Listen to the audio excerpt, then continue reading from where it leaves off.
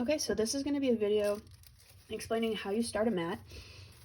It's actually really easy, so if anyone who's ever done crocheting before, this is easier than starting most things because we have a loop instead of just one piece of yarn. So just overall, you want to make sure of primarily two things. So first of all, you really want to be paying attention of how tight you are pulling because you really need to make sure every stitch can be picked up in that next row consistently. And then going off of that, not just tightness, but also consistency. You want all of your loops to be the same size as much as you can. Obviously, you can't make it perfect, but you want it to be as close as possible. So the rest of the mat can work as it should. So as you start with it, so you have one loop at the end of your yarn. So all you have to do is you take this with 2 fingers, wrap around, and you end up with these 2 little like bunny ears, right? So you want to face the 2, or kind of a heart. So the inner part, you want to make sure those are touching, and then pull those through, and then you end up with 2 loops facing this way. So again,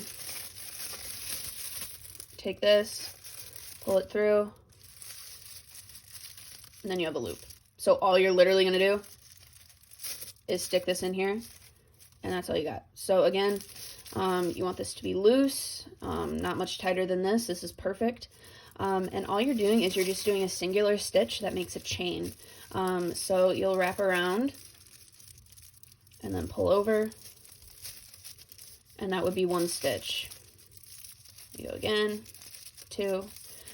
I'll just keep going, a few, so you can see the consistency we're looking for. A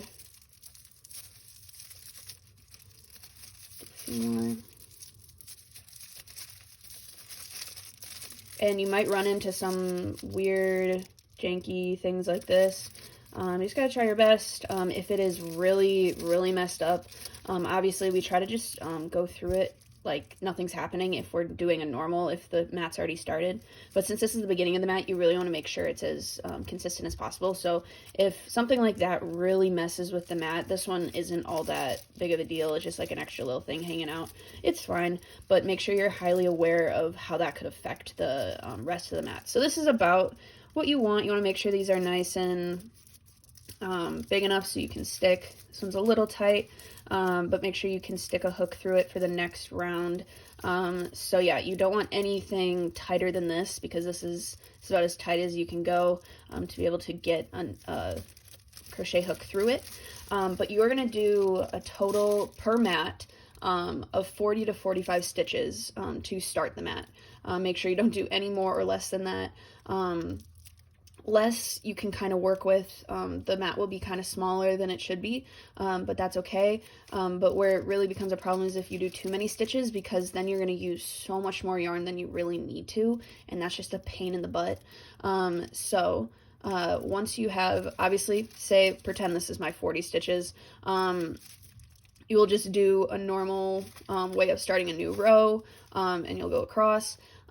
If you are starting a mat, make sure you do at least 2 to 3 rows before you pass it on to someone else who maybe doesn't know how to start a mat, because sometimes it can be very unclear where all the stitches are. And when you're doing those first 3 rows, you have to be very cautious of how many, if you are not dropping any stitches, because you want to make sure you have the same amount that you're starting with, so you can have a consistent mat to start off with. But that is really it. Very, very simple. Not all that hard. You just have to be very aware of what you're doing, very careful, very consistent.